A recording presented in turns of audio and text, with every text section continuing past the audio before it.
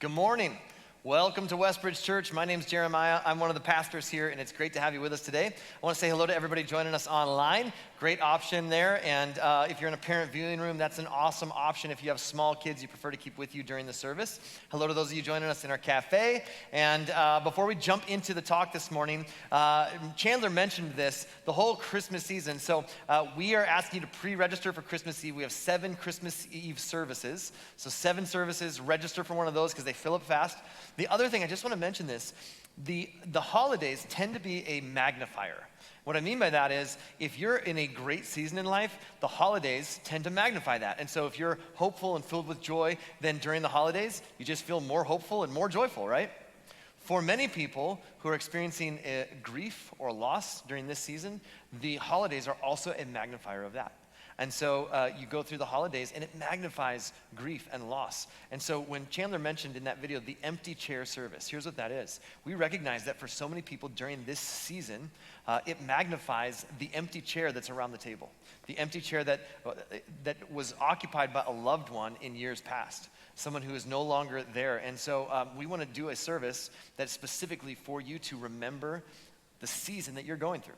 And so that's coming up here in just a couple of weeks on December 5th, a Thursday night. We're setting aside a time to just have some music, some prayer, some reflection. We'll light a candle in honor of those loved ones, remember them, and also it gives you the opportunity to be surrounded by other people who are walking through that same season as you are, to know that you're not alone. And so I want to encourage you, if that's the season you find yourself in, join us on Thursday, December 5th for that evening, and invite other people who you know might benefit from that experience as well. Now, we are sort of wrapping up this series. We've been in this series for the last 3 weeks. We kicked off a series called For the One.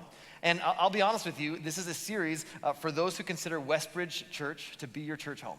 Because this has been sort of a series that's been focused on where we're going as a church. We're focusing on who we are, the impact that we want to make in the next generation, and what it's going to take to get there.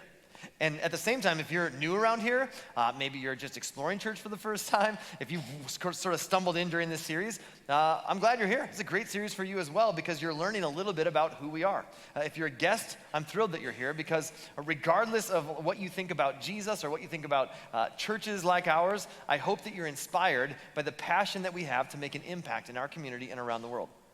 And so this series, we've called it For the One, and the reason we've called it that is because of a verse that's found in Matthew chapter 18, where Jesus uses a metaphor of a sheep and a shepherd to remind his listeners that God is always for the one. Here's the way that Jesus words this. He says this, if a man has 100 sheep and one of them wanders away, what will he do? Won't he leave the 99 others on the hills and go and search for the one that is lost? And when Jesus is talking about lost, he's not talking about like on a GPS coordinate on a map. He's talking about far from God, disconnected from God. And it seems that it would make more sense to care about the 99 than it would to go and search for the one, right? Like if I'm listening to Jesus, I'm going, no, like that doesn't make a lot of sense to me. I have 99 that are secure. I'm not going to go and search for the one. That doesn't seem like a good strategy. If I've got a 99% retention rate, that's just the cost of doing business, Jesus. I'm good with that. And the point that Jesus is making, he wants us to understand that when someone is disconnected from God, God will do anything he can. He will pursue that person to bring them back into relationship with himself. And we want to be a church that would always be willing to risk for the one who is far from God. If you think about it like this, in terms of parents and kids, we have 4 kids. We love all of our kids the same, but we do not treat all of our kids the same, right? Because context demands that we treat them differently during different seasons based on what they need during that season. For instance, a few years ago, our daughter was in a really serious car accident. She spent 5 days in the hospital in ICU. During those 5 days, we neglected our other kids because the context demands that we gave her more of our attention and more of our focus. When my son was younger, he used to love to play hide and seek inside of Target. He just wouldn't let anybody know. And so he would find like those circle clothing racks that had like clothes all around him and get into the middle and just like, you know. And then as a parent, you're like frantically searching the store. We would neglect the other kids who were found to try to find the one who was lost, right? Because the context demands that even though we love them the same, we don't treat them the same. That in that moment, they become the priority. And so this is what God wants us to think about when we're thinking about those who are lost, those who are far from God, those who are disconnected from God. And so this series is about reminding us why we started this church to begin with, and inspiring all of us to not only embrace what comes next, but to get personally involved in it. That's my goal. And so to help us kind of get on the same page, to understand the importance of where we're headed, what we're creating here, I want to begin with a story out of the book of John. And the book of John was written by one of Jesus' closest friends and followers, a guy named John. It's his account of the life and teachings of Jesus, Jesus' death and resurrection. And John is writing in this particular story about the very first miracle that Jesus ever did, where he turned water into wine. And so here's where we discover this story in John chapter 2. On the third day, a wedding took place at Cana in Galilee. Jesus' mother was there, and Jesus and his disciples had also been invited to the wedding. Now, I want you to see something about this. Jesus and his disciples are invited to this wedding that's taking place in their community, which means that I think sometimes when people think about Jesus, it's like he must be like some kind of spiritual guru up on the mountaintop somewhere, inviting people to come and get some kind of spiritual nugget of wisdom from him. But the truth is, Jesus lived every day amongst the community, with the people. That people who were nothing like Jesus really liked Jesus. And he liked them back, and he was involved in the activities in the community. When I think about this church building, in this last week, we've done 11 vision meetings in the last 12 days. On Friday, we had a blood drive going on, and then after the blood drive finished, we had Boy Scouts handing out wreaths in our lobby. And then when that was done, we had a vision night here Friday night. And then Saturday, we had a hockey team come and do some gift wrapping and kind of an event for a hockey team here in the area. And like, this building is just getting used all the time for people in the community. And this is exactly what's going on with Jesus. People who are nothing like Jesus liked Jesus, and he liked them back. And he's involved in the activities of the community. And then, here's what happens. When the wine was gone, Jesus' mother said to him, "They have no more wine." "Dear woman, why do you involve me?" Jesus replied, "My time has not yet come." And his mother said to the servants, "Do whatever he tells you." Isn't that just like a mom? She's like, "Okay, just do whatever he tells you. He'll fix it. It's good." And then it continues. Nearby stood 6 stone water jars, the kind used by the Jews for ceremonial washing, each holding from 20 to 30 gallons. Jesus said to the servants, "Fill the jars with water." So they filled them to the brim. And then he told them, "Draw some out and take it to the master of the banquet." Now, this has got to be weird if you're one of these servants, right? You're just like, what is happening here? Like, we're out of wine. And Jesus is like, "Hey, put some water in those." And they're like, they're probably going to notice. Right? Like, they're going to notice that this is not wine, Jesus. Like, but they do it anyways, right? And so they did. They did so, and the master of the banquet tasted the water that had been turned into wine. He did not realize where it had come from, though the servants who had drawn the water knew. So they're like, what is happening here? We saw this water. We filled these jars with water. They brought it to the master of the banquet, and now he's going to drink it. And they're just kind of like waiting on the edge of their seat because they knew where it came from, but the master of the banquet didn't. Then he called the bridegroom aside and said, "Everyone brings out the choice wine first, and then the cheaper wine after the guests have had too much to drink. But you have saved the best till now." And then he says, "This, the first of the miraculous signs Jesus performed in Cana of Galilee. He thus revealed his glory, and his disciples put their faith in him." This is when the disciples started to believe because they saw this miracle take place. And I believe there are some lessons that we can glean from this story that pertain to this particular season that we're in as a church.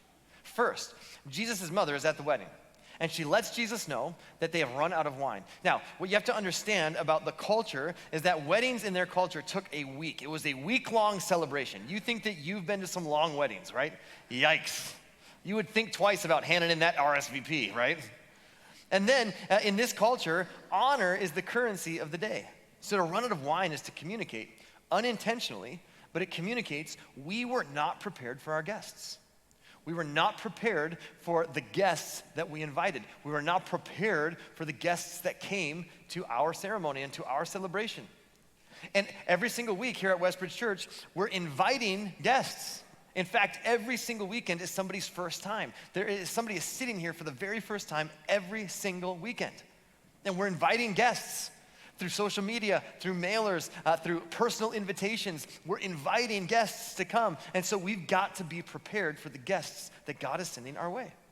And unintentionally, not on purpose, but by running out of wine, they had broken this rule of honoring their guests. And do you know why we're so crazy about getting more greeters and more kids kids check-in people and more people waving in the parking lot and more people working with kids and teaching kids and leading kids and people being a part of our buddy program and small group leaders and junior high leaders. Do you know why we're so crazy about that? Do you know why we're so crazy about saying like, man, join a serving team, join a serving team, join a serving team. We'll give you a little badge that says, I can help. Do you know why we're nuts about this and why you hear it so often to the point where you're sick of hearing about it? Here's why. Because we must always be prepared for our guests. We must always be prepared for our guests. And the reality is this, every single weekend people try out a church for the first time, and too often the church isn't prepared to receive them. So churches invite people all the time, and if we're not prepared to receive the guests that we've invited, unintentionally, we're not honoring the guests that walk through our doors. And we're the ones unintentionally creating hurdles to people connecting with God when we don't take the time and energy to prepare for the guests that God is sending through our doors. And the reality is this, so often people want to connect with God. God is drawing people to himself, and people genuinely want to connect with God, and the church gets in the way. And it's never on purpose. It's because unintentionally, over time, the natural default setting for churches is to start to turn inward. And it's like, let's just keep who's here happy, because we've got 99 on the hills. Let's keep them happy. We don't have to worry about the one. And God is constantly reminding us, no, you go and search for the one who is lost.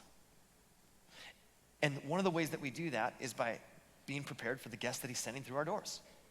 So there's always a safe weekend to invite your friends, to invite your family members, your neighbors, your coworkers. The church that does not prepare for the people that God is sending is not on mission with what God is doing. And since we started Westbridge Church 18 years ago, we've seen over 1,500 people say yes to following Jesus for the first time. Since we started Westbridge Church 18 years ago, we've seen over 1,000 people baptized in water. And 110 of those have been in 2024 alone. God is doing something here. He's writing the next chapter of our story. We have over 3,000 people who now call Westbridge Church their home. 2 weeks ago, at the 9:30 a.m. service, this service, we have 500 seats in here. We had 455 adults in that service. That's a lot. And you're like, well, what's the problem? That means there's 45 open chairs. The energy in a room of 455 adults and 500 chairs, do you know who loves that energy? Pastors. Do you know who doesn't love that energy? Guests. Now, some of you are old enough to remember this, like back in the day when I was growing up in the 1900s, if we went to a movie at a movie theater, you didn't reserve seats. Now, some of you are like, what? You didn't reserve seats? No, like if it was a popular movie, we just went to the movie, we got to get there early, hope to get seats together. That's how it worked. And you'd walk in, and sometimes you'd get there a little late, or the movie's really popular, and you'd turn that corner, and you'd look up at the stadium seating, and you realize there's like one seat there, and you can't even sit together, or you can sit together and watch the movie like this, in the front row. Like, wow, this is great. And I say that because think about how disheartening that is when you go to a movie and realize I can't really even find a seat. We can't really sit together. Now, add to that the nervous energy, the anxiety of going, okay, I'm new to church, or it's been years since I've been in a church, and I'm walking in for the first time, and I got a little bit of like baggage. There's some things that I've done that I'm not proud of, and I'm not really sure how they're gonna receive me, and I'm not really sure how they're gonna judge me, and I'm not really sure how accepted I'm gonna be, and I'm not even sure where I stand with God, and so I'm kind of walking in, and I'm already carrying all this anxiety with me, and now I walk in and I can't even find a seat. And so when we're 70% full, we're too full for our guests. So we've got to open up more seats at optimal times. And one of the ways that we do that is by adding on to this facility so that we can be prepared for the guests that God is sending through our doors. Just last weekend, newborn through 5th grade, 350 kids. Just newborn through 5th grade. God bless our kid leaders. Have I mentioned if you want to be a kid leader, we could use your help? Last week, between our 2 services that we do middle school, because we don't do it at 8 a.m. because middle schoolers aren't alive yet, but at 9:30 and 11, when the middle schoolers are up and kicking, we had 90 middle schoolers just last Sunday. Now, we didn't do anything special last Sunday. It wasn't anything crazy. It wasn't a Christmas. It wasn't Easter. This is just a regular Sunday, 90 middle schoolers. Folks, God is doing something here. And we've got to be prepared for the guests that God is sending through our doors. Now, think about the first time that you walked through the doors. How many of you remember your first experience at Westbridge? Over the last 12 days, 2 weeks, we've done 11 different Q&A vision nights over the last 12 days. And here's some of the comments that I've heard. I've been praying for my son to find a church, and I don't think it would have stuck if he went anywhere else. This was the perfect fit for him. One mom told me that. I had somebody else say, our daughter started coming to youth group and loved it. She invited us, and we've been coming ever since. Somebody said, the people are so friendly, and the message is in a language I could understand. Somebody said this to me, thank you for creating a church that is for the one. I was that one. And that's somebody who came 18 years ago to one of our very first services when we opened our doors for the very first time. And they're still coming, still involved. Their life has been forever changed. And these are the stories that we're hearing. That doesn't happen by accident. And sometimes we can forget what it's like to be the newbie who shows up to a church. And it is just dealing with anxiety about how we're going to be accepted. And so we've got to continue to create this. And when you showed up, someone greeted you in the parking lot, and someone said hi to you as you walked in, right? Somebody showed you where to go and gave you some coffee, and nobody's eyes were glazed over, and nobody was twitching, and nobody was, snake handling or getting you to join the cult. And it was okay to be a dude and go to church. It didn't feel like you were going to the prom with Jesus. It was just, just be yourself, come as you are. And so we've got to be ready for the guests that God wants to send our way. And we do that when we intentionally create these environments together. So that's why we're adding on to this facility. Secondly, God uses ordinary objects as a sacred purpose, for a sacred purpose. Notice what the next verse says. God always uses ordinary objects for a sacred purpose. Look at this. Dear woman, why do you involve me? Jesus responds to his mom, right? And Jesus replied, my time has not yet come. His mother said to the servants, do whatever he tells you.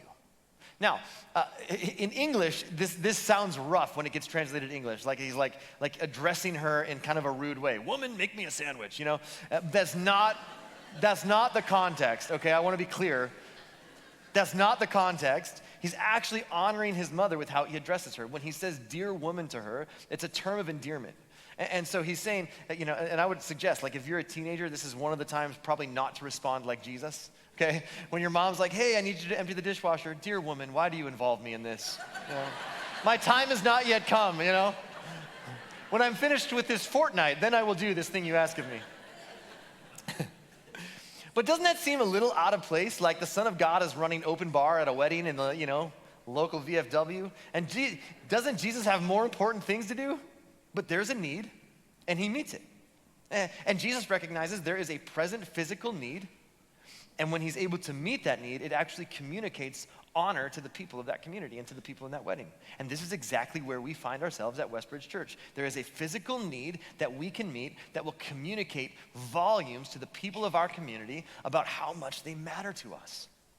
Jesus took ordinary water jars, and he used them for a sacred purpose, to do a miracle and to show honor to the guests. That's what we do every single weekend. We use ordinary objects, and God uses ordinary people. This is just a box that we're sitting in, and ordinary people to partner with Jesus to do a miracle and to honor guests. And when we add on to this building, our goal is to double everything that happens here.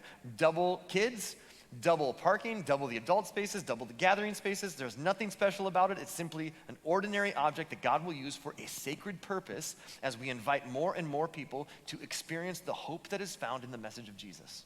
In the same way, God uses ordinary people to accomplish his sacred purpose here every single weekend. You and I are just ordinary jars that God will use to change water into wine, change someone's mess into something for his purpose. God always has and always will use ordinary, everyday people to accomplish transformation in the lives of others. May we never be the church that runs out of wine. May we never be the church that isn't prepared for our guests. And so God will use our ordinary lives for his sacred purposes. Now, here's the third thing we learn from this story. Obedience to Jesus leads to miraculous results. We can expect a miracle when we are obedient to what God asks us to do. If you get one thing out of today, I hope you'll get this. This is what Mary said to the servants. Do whatever he tells you. Just do whatever he tells you. It'll be fine. Just do what he says. And that is so important for us. Too often people make decisions based on, does it fit my schedule? How does it make me feel? Does it make me happy? If you are a follower of Jesus, I would say ask God to guide your life and then do whatever Jesus tells you to do, because obedience to God leads to miraculous results. And so Jesus tells them, fill those jars with water. These ordinary jars, fill them with water. And here's what happens. Jesus said to the servants, fill the jars with water. So they filled them to the brim. Now, you got to understand, that's obedience. They went out of their way. They did everything he said right to the very last drop. They filled them to the brim. They didn't quit until they had completed to the very best of their ability the assignment that Jesus had given them. That's a huge job. Now you got to think about this. These are stone jars. They're already heavy even if they're empty. They hold about 20 to 30 gallons. If you've ever lifted like a 5-pound or a 5-gallon pail of water, that's pretty heavy.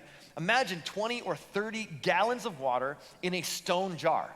They couldn't just pull the hose over, right? So what they had to do is take smaller containers, go to the well, fetch the water, bring it back up, carry it over, dump it in, and they had to do that 20 or 30 times for each one of these jars. And so this is a big job, and yet they obey. This takes time, this takes effort, this takes commitment, and yet they obey, and they fill it to the very last drop. The other thing to notice is this: it feels irrelevant, right? It's like, hey, we're out of wine. No problem, fill those with water. Huh? It doesn't make a lot of sense. It just seems irrelevant. It would have been easy for the servants to say, why are we doing this? This doesn't make sense. It doesn't seem significant.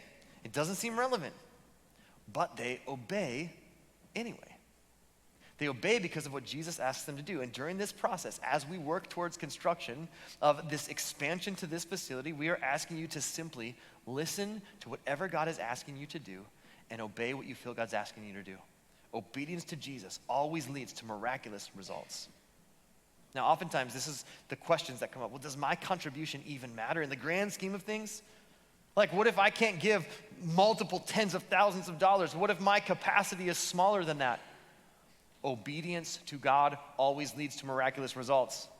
God always uses ordinary objects for a sacred purpose. Obedience to God leads to a miracle, regardless of size. It is not about equal giving, it's about equal sacrifice. It's about saying, okay, God, whatever you've asked me to do, whatever that capacity is for me, I want to do my part.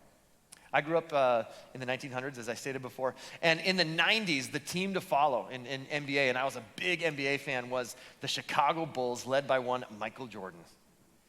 Those guys won 6 titles through the 90s, pretty much unstoppable when Michael Jordan was there, except for the season that he decided to play baseball. And man, when he was playing, it was unbelievable. And I would watch these games, I would record these games and watch them back again. I mean, I was obsessed with Michael Jordan and the Chicago Bulls. In fact, even today, there's like a debate raging now about like, oh, who's the GOAT, right? Greatest of all time, Michael Jordan, or is it LeBron? And I'm just telling you, it's not even a conversation.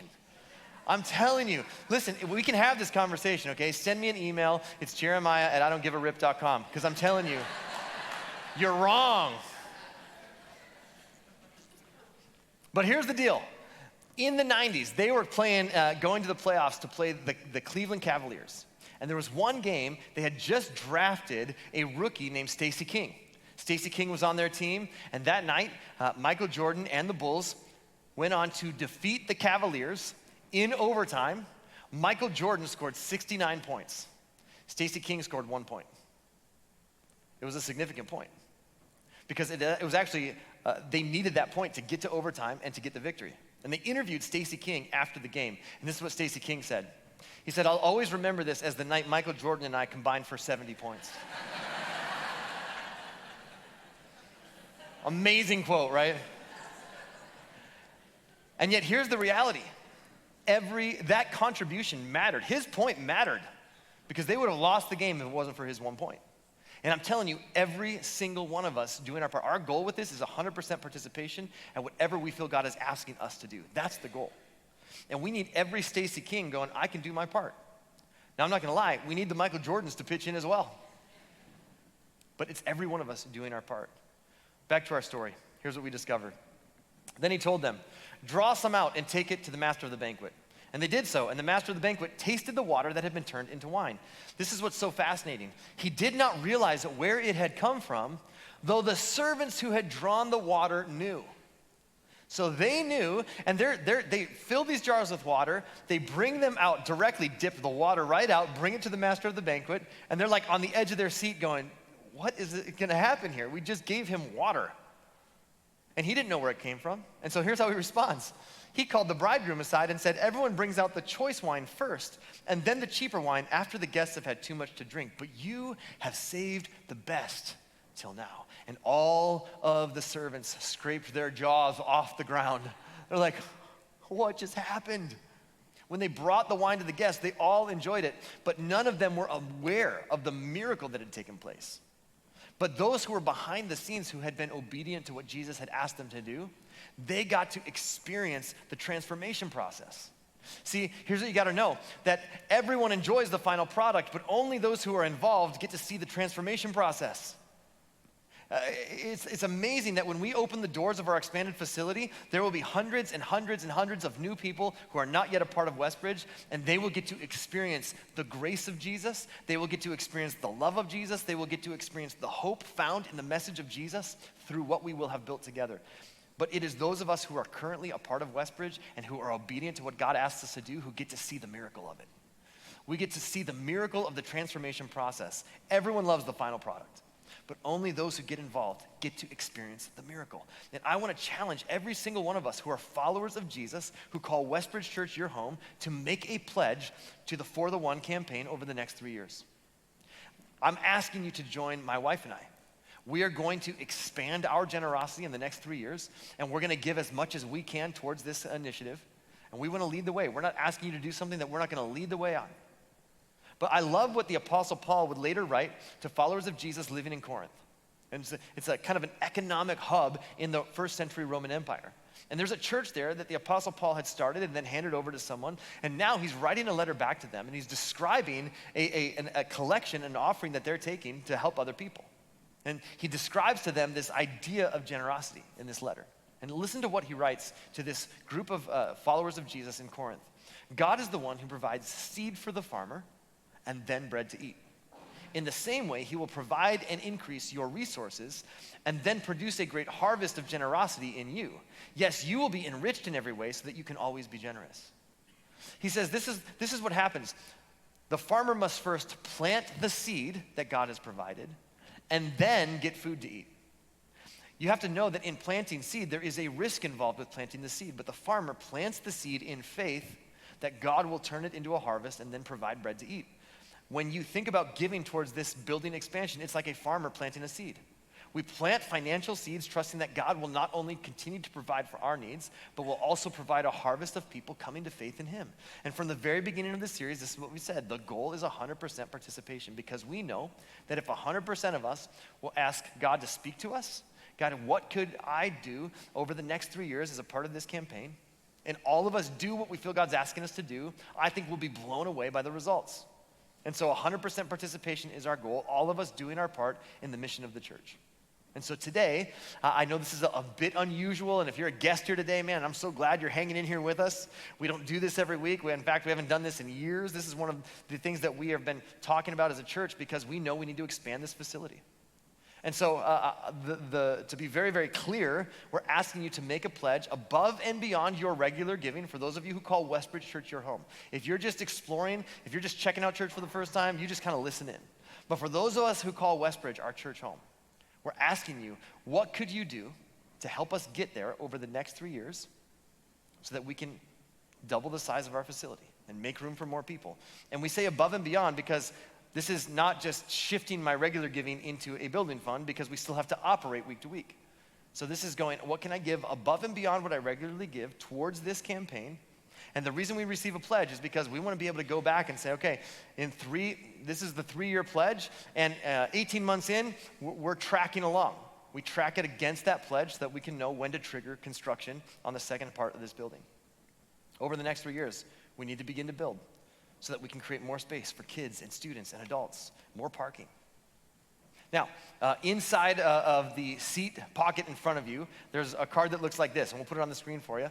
And we're just asking everyone to grab this card. If you're like, man, I'm not a big card person, you can also go into the Westbridge Church app, click on For the One, and it pulls up the exact same thing. And so here's what we're asking you to do. Would you make a pledge over 3 years? Now, here's what that looks like. We've created a little math problem for you. You're like, thank you so much. Love math. My pledge to the For the One campaign, over and above my regular giving, you write that in here, and then you divide that by 3 years, and this is how much per year that would work out to. So, for example, if you did not get one of these booklets, I'd encourage you to get one of these in the lobby. It's got all of the floor plans and renderings, and there's also a gift chart in here. So if 250 families would say, you know what, I could give an extra 1,500 over the 3 years. That's not 1,500 a year, that's 1,500 spread out over 3 years, that's 500 a year, or an additional $10 a week.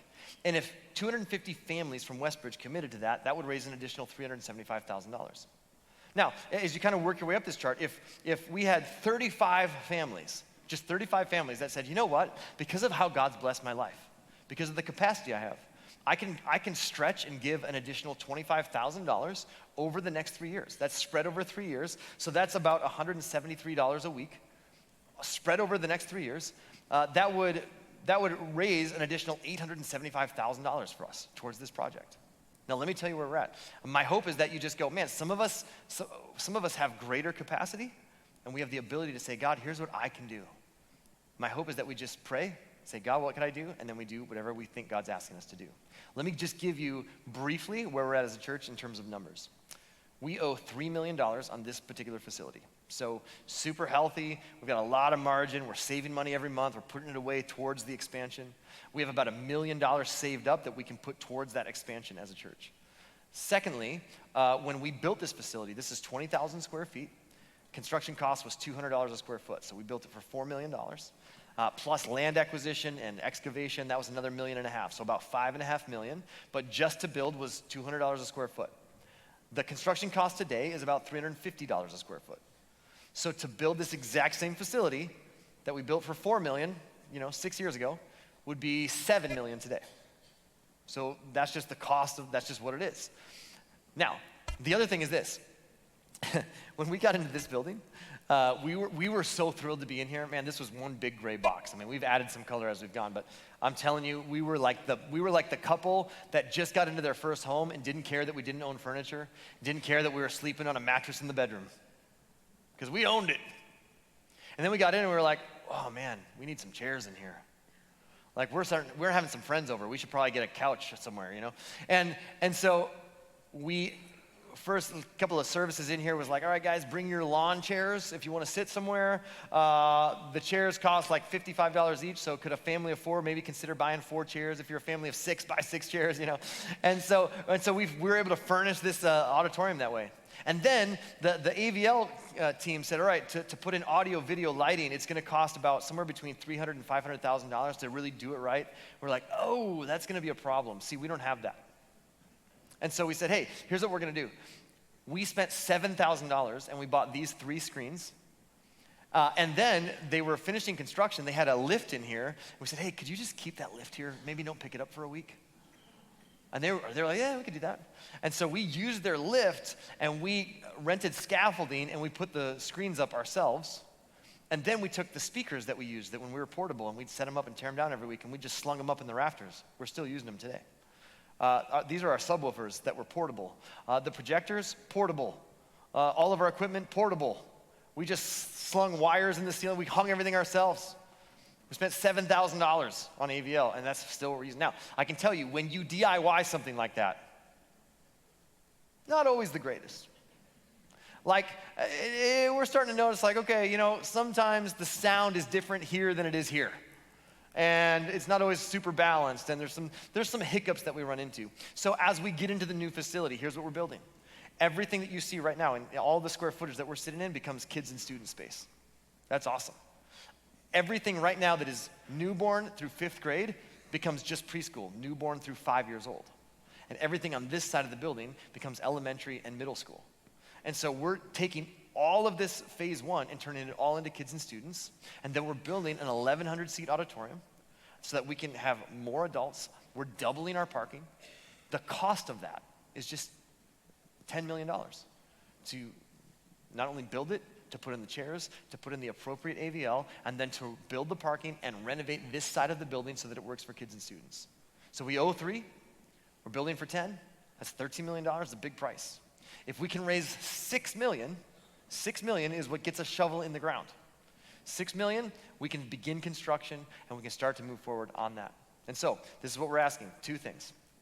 Would you pray and would you make a commitment?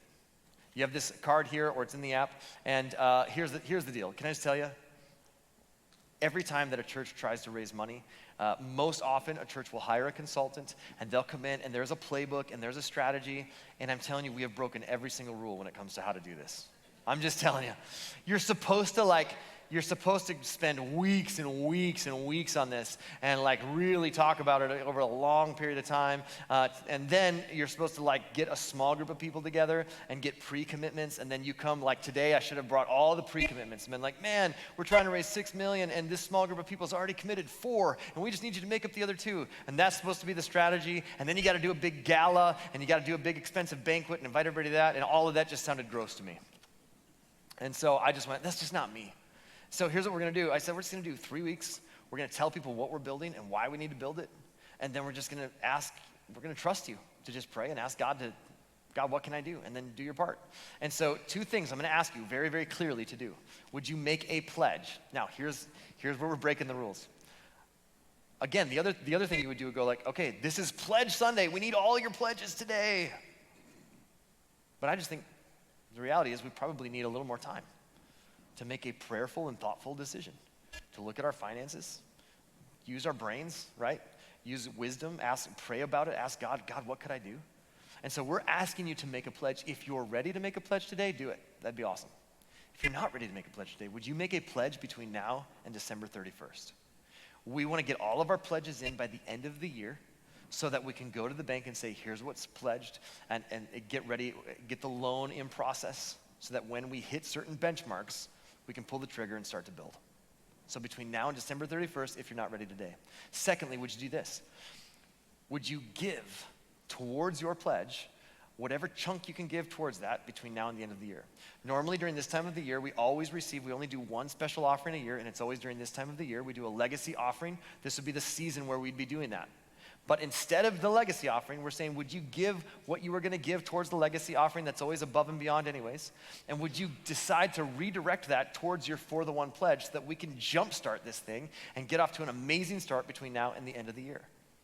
Every single one of us are sitting in seats right now that were paid for by the generations that came before us and the generosity of others. Every one of us are in a building right now that was paid for by the generosity of those who came before us. None of us could have gotten here on our own, but collectively and with God's help, we can get where He's taking us next. And I couldn't be more thrilled about the difference that it's making in kids and students. We're already a couple of decades almost into this thing. So it's very easy for me now to sort of forecast out just another 10 years. And when I think about 10 years into the future, all of my kids are in their 20s and 30s. That's crazy. When I think 10 years into the future, I think about the 6th graders and 7th graders and 8th graders, those middle schoolers who are in our service right now, and they're jam-packed in our room, and we want to give them an amazing experience. But you fast forward 10 years, and they're the ones that are leading life groups and leading ministry teams, maybe on staff. They're the marketplace leaders. They're the ones who are carrying the church forward. And so we want to preserve the faith of the next generation. I want to show you something, and maybe you've seen this on our website, but I want to give you just a quick fly-through of what we're building. This is not fully to scale, so if it looks a little wonky, that's why. But I want you to check out this video. It gives you a good idea of what we're building. So put your eyes to the screen, and then we'll close right after this.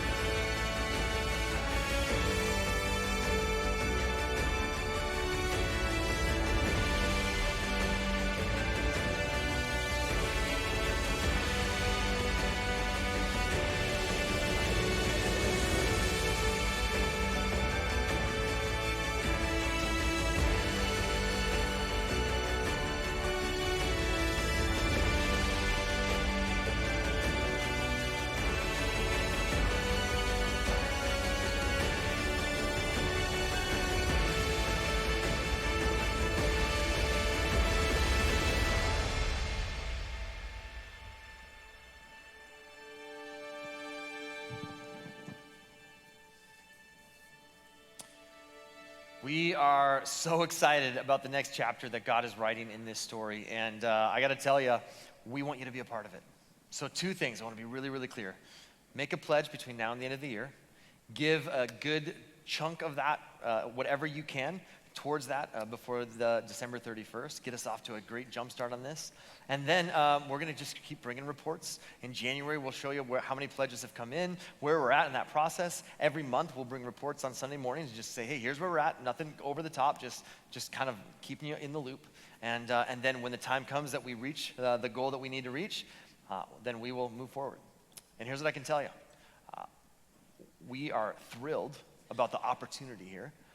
The vision is clear. What we're building is clear. What we need to build is clear. But we will only move at the pace of our collective generosity. So the vision is clear, but it is our generosity that determines the pace. And I can promise you this, our commitment is that we will always be a church that is for the one. Our commitment is that we will always take risks that put us in a position to be a church that is searching for the one that is lost. And those of us who have been found are invited to join the search party. And so I want to encourage you, if you're here in the room, if you're online, those of you watching online can participate in this as well. And it's all on our website and all in the church app. Go and check it out. If you have any questions along the way, let us know. We want to walk with you through that process.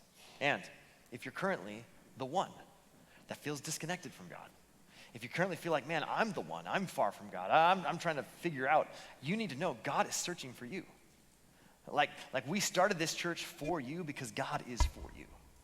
And so the way that you experience relationship with God is that God sent Jesus into this world to seek and to save those who are far from God. And Jesus came into this world to show us what God is like, to show us how God loves.